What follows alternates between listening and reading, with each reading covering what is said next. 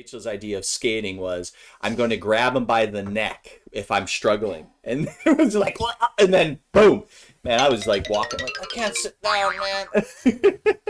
So that was the first time we held hands. I wasn't a great skater. We haven't gone skating since.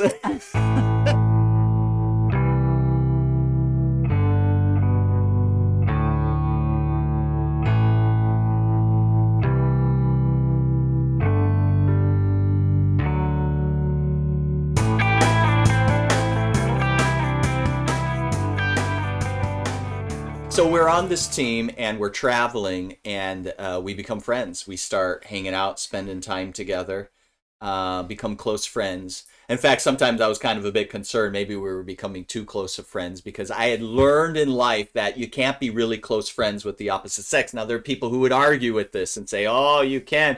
You know what? I have very rarely personally experienced or seen in other people that doesn't often respond with one of them liking the other one.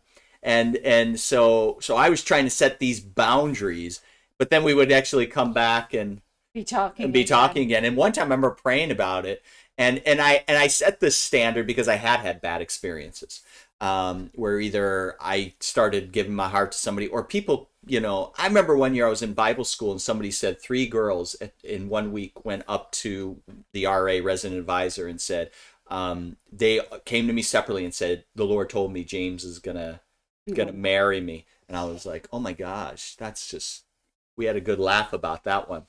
But you're just sweet. But so we go through these things. So we where was I? So we set these boundaries, and then one time I remember the Lord saying no boundaries. I was like, oh, the Lord told you that? Yeah. That's new information. Oh, new information. Like, not like don't have any boundaries, but like just like don't worry about it. Like, you know? And I was like, oh, okay. But I still didn't think anything. Yeah. So we're traveling on the road. We read the Bible together. We're reading scriptures we were to just each other. talking about God most of the time. Yeah. Absolutely. Yeah, and I didn't see it at all. Then my team leaders were asking me, oh, what about James? And I was like, yeah, what about James? I didn't see anything. Yeah, we didn't see it. And Other that's people something did. I had prayed about. I said, Lord, and over the months I had continually gone to God. Every time I felt like, oh, I'm just going to be left sitting on the fence. I'm getting older. I'm 25, 26. You know, now I'm going to be 27, and I'm just going to be left on the fence. You know, and I had people tell me that, so it was really encouraging. So I just was like, okay, God. The enemy uses people, doesn't he, Yeah, to get you to think, better compromise on this, or it's not going to happen. Yeah, and then so I just was like, no, I'm determined. God has got the perfect person, the right person for me. And so it was a surrender thing that went on for months and months. So when I did meet James, actually, I had even pronounced to the team. Yeah, we had some funny things happening during our friendship. So one of them was that you traveled and somebody had... Yeah, I'd been on a fundraising trip in America, and I had people who had a word, basically saw me in my wedding dress, which was encouraging. They were saying it's going to be soon. And then there was another word about God putting like 2 carriages together, and they were going to go all over the world. And so on my 27th birthday, I announced to everyone, this year, before my 28th birthday, I'll be married. And you didn't say this because of these words. You said this because you felt it in your heart. Yeah, it was just a faith declaration. I didn't even realize. I didn't realize I was at that birthday party. I wasn't thinking that, that I had to force this to be or anything. It was just like it was something that just came up. And it was like, I just knew it. I just knew it. And often that's the way it is with me. Yeah. I just knew something was going to happen. But I didn't know James was the one. There was some and there was no pressure. And I prayed to the Lord, and I said, God, just keep my eyes closed. Let it be just a natural relationship that we're just, it's not like, oh, he's got the blue, what you call starry eyes for me, and he's like, and he's swooning and all of that. I didn't want to see that. He's swooning right now. Woo! So which is funny, actually, is I was the first person you told that to. you came back from this fundraising trip, and that happened on a fundraising trip, and we were all coming back because we were all allowed to go fundraising on the team, travel all over the United States or do whatever we needed to do. And we saw each other, and we went for a walk on the property. And you told me this story. I was the first one that you told. And I go, oh, that's great. Great. Not knowing that he was the Knowing that was the guy, yeah. Actually, something funny happened even earlier. Actually, I was thinking about you. You were making a decision whether you should stay on the team or whether you should study more Bible. And you fasted and prayed, and you ended up praying. You fasted. How long did you fast for? I thought, initially, it was 5 days. I think you're talking about that fast. Yeah, and it ended up turning from your future. You ended up fasting and praying. Yeah, about God was just talking to me about marriage the whole time. And it wasn't that long ago. We actually sat down and tried to figure that out, and it was around that time that the Lord spoke to me to go to Texas. So you don't know actually all that's playing out, and so it looks like actually you were fasting and praying. You were going to fast about direction, and God told you to stay on the team and not do the other education, but you ended up praying for your spouse, and you were praying for me to get a revelation. And the Lord spoke to me to go down to Texas during that time. It was years later before James we met. had already done Bible school, so he didn't really, and he'd already been in Youth with a Mission in Europe. He was in Hungary, and now he was like going, I'm going to go to another Youth with a Mission base.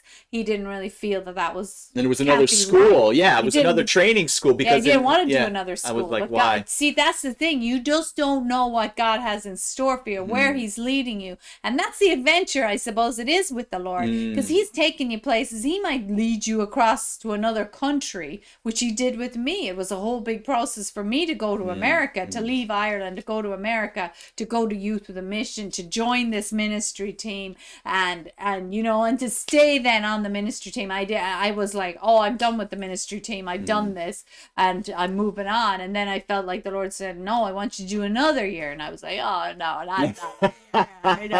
not Matt, if you're out there, I love you. But it was a great time.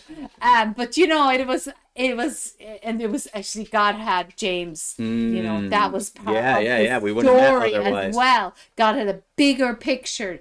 He was going to go. He's going to go back to Ireland and plant a church and do all this other stuff with people. And you just don't know the adventure that God has for you. And that's the part where you're just like, okay, God, I'm surrendered. I give this to you. I trust you. And that's sometimes a daily, minute by minute, sometimes devotion, isn't it? It's like, God, I trust you. I trusted you know the answer for me. I had surrendered this area of my life a number of times. It wasn't just a one time. Somebody said that we are to offer our bodies as living sacrifices. The problem with the living sacrifices, he wants to crawl off the altar. I've heard that. Yeah, so I was on this team with you. We were on a traveling team for about 9 months, and I felt that I was supposed to be leaving. And I was going down to work with a small organization. So here I've been in Bible school. I've been in YWAM. I've been in Texas was the largest YWAM base on the continent.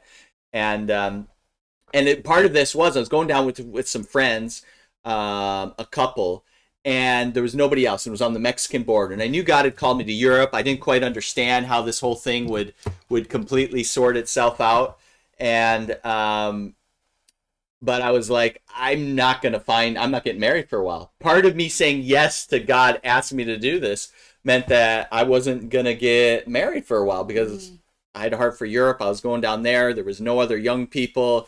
I didn't see myself marrying a Mexican because that's what I was at. And nothing about the culture. It's just that, I love the culture, but I felt called to Europe.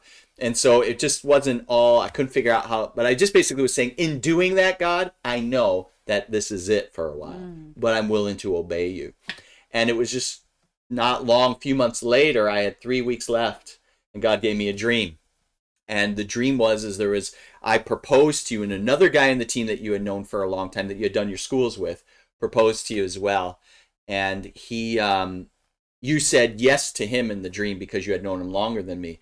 And I woke up and I was jealous. And I was like, why am I jealous? There's nothing between me and Rachel. And so I was kind of contemplating not so much the dream, but the jealousy. It was weird. Yeah, and then he wouldn't talk to me, and it was just silent. And so then I approached him. I was like, what's the matter with you? Why are you not talking to me? And so it ended up, we had a late night meeting after we had done a presentation or whatever. And he said, well, since you called the meeting, you Great need man. to speak first. And I was like, oh my goodness, I don't know what I'm going to say.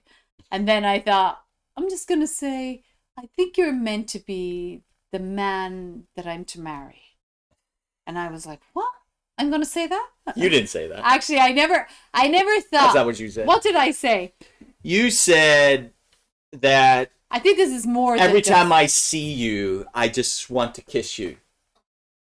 That's I did not say no, that. that's what you were thinking. I knew that's what you were thinking. I did. That's what you wanted to I say. did not say that. I said I've never done this before. yes, But, I think that we're meant to be more That's right. than That's right. just friends. That's right. And Then I thought, okay, we'll dig a hole under the then you table. just went, Because I thought he will, he's going to go into this whole thing about his calling. Yeah. And he was just going to land me softly that I'm not the one, and I was the biggest fool ever. So I was preparing myself for that. yeah, and then after my little speech, said, I don't know how, but I think God may be bringing us together. And then I was married. And then I she was already married. And I was going to pick you up on New Year's Eve to bring you from Chicago to Michigan. It's a 6-7 hour drive to meet my parents. I mean, you had met them once on the road, but it was to kind of spend a few days, and then we were going to go down to the YWAM base again, and I was joining a new organization. Oh, yeah, what happened with your mom? When you arrived, you surprised your parents for Christmas. Mm-hmm. Yeah, I did. I thought I let on that I was still in Chicago, but actually I was in Duro when I called her. She totally fell for it. And when I turned up at the house in my rental car, she was like, "What are you doing here?" So I says, "Mom, I'm getting married." My mom. You're here. She wasn't. She was We weren't even a couple. Her was- parents didn't even hear about me. Yeah, yet. she wasn't suffering from the shock of me saying a few minutes ago that I was in Chicago and I'll see you later, Mom, and happy Christmas and all that. And then the next thing, I'm at the door, so she's having a fit because of that. And then I said, "Well, I'm getting married as well," and she was like, "What?"